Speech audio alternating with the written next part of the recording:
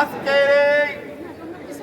সাইফুল ইসলাম আরিফ চট্টগ্রামের আইনজীবী এবং অ্যাসিস্ট্যান্ট পাবলিক প্রসিকিউটর চট্টগ্রামকে ইসকন লীগের সন্ত্রাসীরা করছে নির্মম ভাবে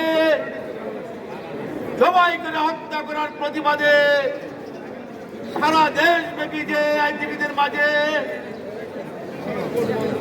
কালো পতাকা উত্তোলন, কালো বেশ ধারণ এবং শুক্রের তারই অংশ হিসাবে ঢাকা আইনজীবী সমিতি কর্তৃক আজকের এই শুক্রের সম্মানিত সভাপতি উপস্থিত আছেন ঢাকা আইনজীবী সমিতির সাবেক সভাপতিবৃন্দ, সাধারণ সম্পাদকবৃন্দ এবং ঢাকা মহানগরের পাবলিক প্রসিকিউটর জনাব উমর ফারুকী সহ ভারপ্রাপ্ত সাধারণ সম্পাদক জহির মুকুল এবং অন্যান্য নেতৃবৃন্দ এবং আইনজীবী ভাই বোনেরা, আসসালামু আলাইকুম।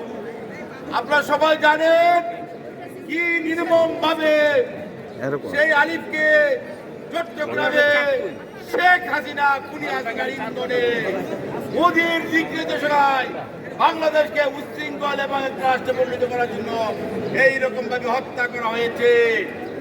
সেই হত্যার প্রতিবাদে সারা দেশের আইনজীবীরা আন্দোলনের মুখে আমরা হিন্দুস্তানের হিন্দুত্ববাদী সরকারকে হুঁশিয়ার করে বলে দিতে চাই, এখন আর খুনি হাসিনার বাংলাদেশ নয়, এখন বাংলাদেশের জাতীয়তাবাদ, ইসলামী মূল্যবোধের জাতীয়তাবাদ এবং শহীদ রাষ্ট্রপতি জিয়াউর রহমানের বাংলাদেশ।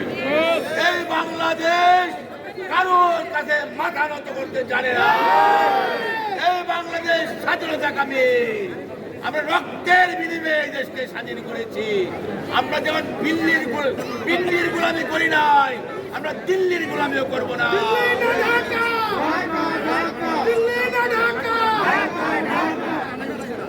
কাল ভৈরবে আলিফ হত্যার এক টুকরা সামনে খুনি কমলকে গ্রেফতার করা হয়েছে।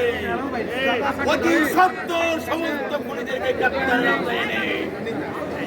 বিশেষ ট্রাইব্যুনালের মাধ্যমে দ্রুত বিচারের মাধ্যমে অবিলম্বে সবার ফাঁসি নিশ্চিত করতে হবে এবং বাংলাদেশকে সকল ধরনের হিন্দুস্তানি প্রান্তে মুক্ত করে ছাড়বে ইনশাআল্লাহ। সবাইকে ধন্যবাদ। আমাদের সম্মানিত